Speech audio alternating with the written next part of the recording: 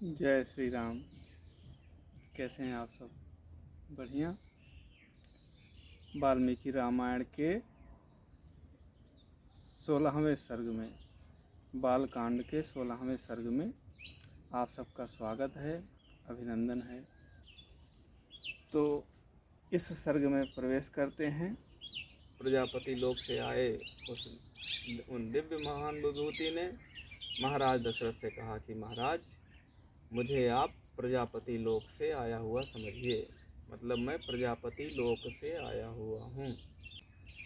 ततः परम तदा राजा प्रत्युवाच कृतांजलि। अब उसके बाद जब महाराज दशरथ ने उनको पहचाना तो हाथ जोड़ा और हाथ जोड़ करके उनसे कहा, भगवन् स्वागतम तेस्तु किमहं करवाणि ते। हे परमेश्वर, हे महाराज, आपका स्वागत है, आप पधारे, ये हमारा सौभाग्य है। अब आप आदेश कीजिए कि हम आपके लिए क्या करें। देखो, संसार में जो उच्च कोटि के लोग होते हैं, मतलब स्पिरिचुअली दैवीय तरह के उच्च कोटि के लोग, तो उनसे जब आप मिलेंगे तो वो आपके लिए पूछेंगे कि बताइए हम आपकी क्या मदद करें। और जो नीच कोटि के लोग होंगे वो आपके मिलते ही फिर अपने स्वार्थ की बातें रख देंगे। तो ये एक तरीका होता है आदमी को पहचानने का कि वो उच्च कोटि का है या नीच कोटि का है। तो महाराज दशरथ ने, वो जान रहे हैं कि ये प्रजापति लोक से आए हुए हैं, ये देव दिव्य हैं, ये वरदान दे सकते हैं, ये कुछ बड़ी चीज़ें दे सकते हैं, लेकिन फिर भी महाराज दशरथ उनसे मांग नहीं रहे हैं। उनसे ये कह रहे हैं कि प्रभु बताइए हम आपके लिए क्या कर सकते हैं। तब अथो पुनरिदं वाक्यम प्राजापत्यो नरो ब्रवीत, राजन्नर्चयता देवान् अद्य प्राप्तम इदं त्वया। आप जो ये यज्ञ कर रहे थे उससे देवता लोग बड़े प्रसन्न हुए हैं, संतुष्ट हुए हैं, खुश हुए हैं, और यह जो खीर मैं आपके लिए लाया हूँ यह उन्होंने आपके लिए भिजवाया है। इसको प्रसन्न होकर के उनका प्रसाद मान करके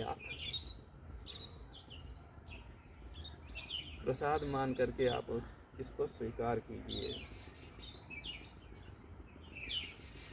और यह कैसी है? इदं तु नृपशार्दूल पायसम देव निर्मितम। हे राजाओं में भी शेर यानी सम्राट महाराज दशरथ, यह देवताओं के द्वारा निर्मित है, देव निर्मितम। प्रजाकरम गृहाणत्वम धन्यमारोग्यवर्धनम।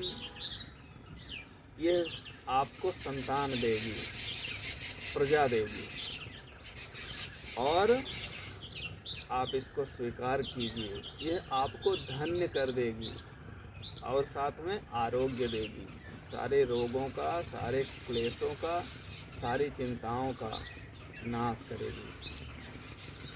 तो भार्याणाम अनुरूपाणाम अस्नेतेति प्रयच्छ वै, तासु त्वं लप्स्यसे पुत्रान् यदर्थं यजसे नृप।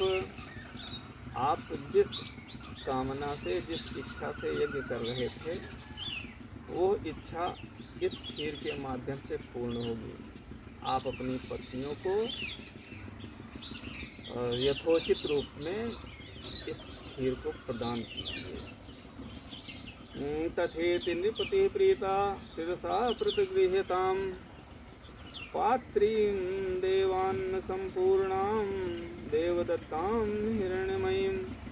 वह सोने का जो कटोरा था उसको महाराज दशरथ ने प्रजापति लोक से आए उन प्रजापति महाराज से प्राप्त किया और उनको प्रणाम किया। कैसे? सिरसा, सिर रख करके उनको प्रणाम किया, सिर से।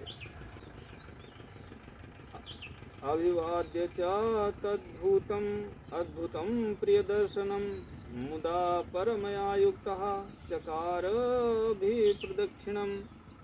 अब इसके बाद जब खीर लिया तो केवल प्रणाम करके नहीं छोड़ दिया, उनकी यज्ञ के स्वरूप में आए प्रजापति भी के उन वाहक महाराज हुआ, महाराज दशरथ ने चारों तरफ से प्रदक्षिणा किया। ततो दशरथा प्राप्य पायसं देव निर्मितं बभूव परमः प्रीतः प्राप्य वित्तं निवाधनः। महाराज दशरथ को ऐसा लगा जैसे कोई निर्धन आदमी बहुत बड़ा धन पा जाए, खजाना पा जाए। इस प्रकार से वो प्रसन्न हो गए, इतने प्रसन्न हुए कि वो फूले नहीं समाये। यह खीर दे करके वो जो महान विभूति देवलोक, पितृलोक या प्रजापति लोक से आए थे वो अंतर्ध्यान हो गए। जब उस खीर को लेकर के महाराज दशरथ अपनी रानियों के पास अंतःपुर में आए, जहाँ रनिवास था वहाँ पे आए, तो महाराज के हाथ में खीर देख कर के ही रानियां ऐसे प्रसन्न हो गई जैसे शरद ऋतु का चंद्रमा चमकता रहता है, ऐसी चमक सभी रानियों के चेहरे पे आ गई। सो अंतःपुरं प्रविश्यैव कौसल्यामिदम् अब्रवीत्। अंतःपुर में आकर के कौसल्या जी से कहा, पायसं प्रतिगृहिणीष्व पुत्रीयं त्विदम आत्मनः।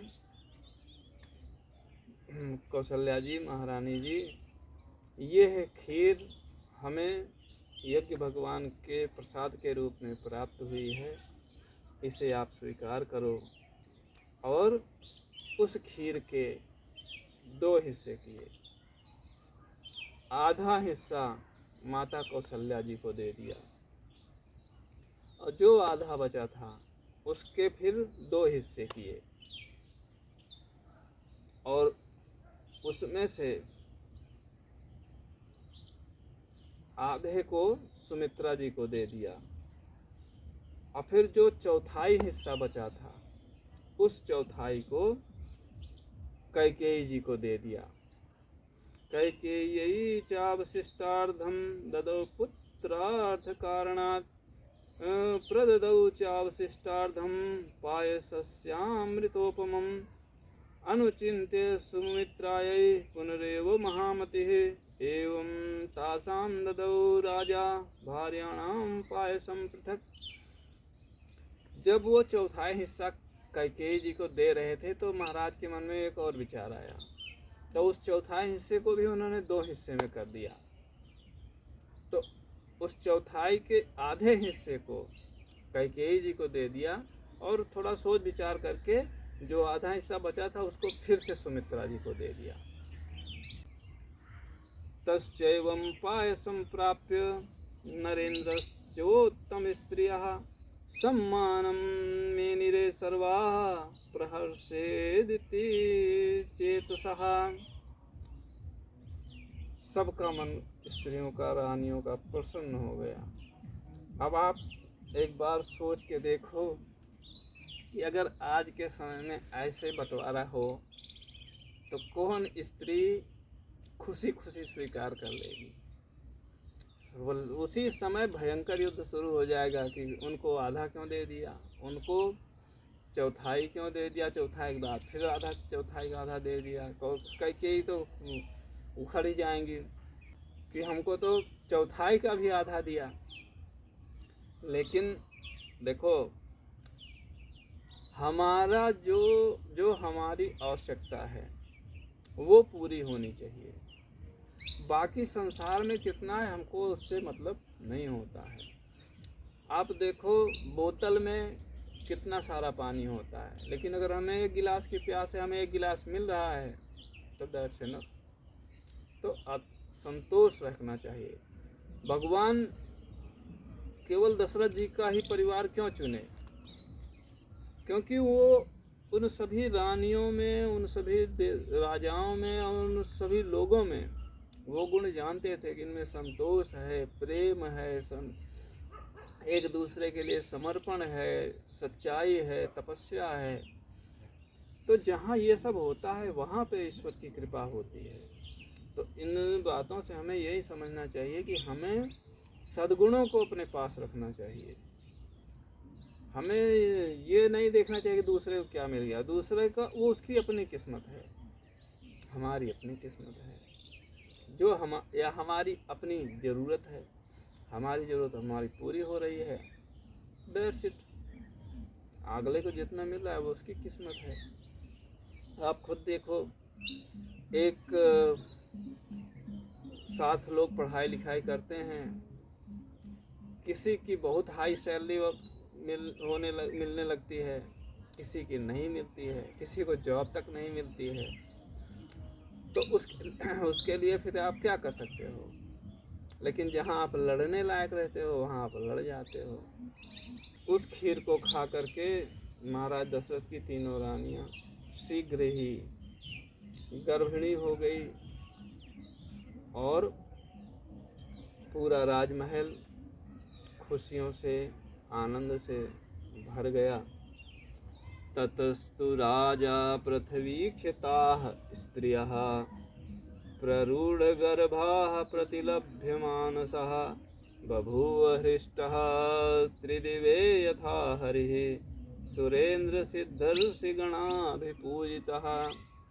महाराज दशरथ ऐसे खुश हुए जैसे देवलोक में राजा इंद्र ऋषियों से, देवताओं से जब वंदना होती है तो राजा इंद्र जैसे खुश हो जाते हैं, उस प्रकार से महाराज दशरथ अपनी तीनों रानियों को गर्भिणी देख करके खुशी से एकदम भाव विभोर हो गए। तो 16वां सर्ग यहाँ पे पूर्ण होता है। आप सबका कल्याण हो। भगवान श्री सीताराम जी की कृपा आप पर बनी रहे और आप उस कृपा को पाने के कार्य करते रहें। जय श्री राम।